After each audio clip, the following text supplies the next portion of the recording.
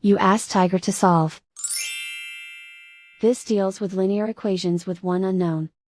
The final result is x equals 7. Let's solve it step by step. Group all constants on the right side of the equation. Subtract 2 from both sides. Simplify the arithmetic.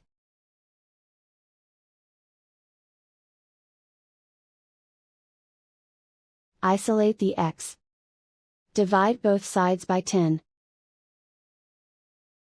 Simplify the fraction. Find the greatest common factor of the numerator and denominator.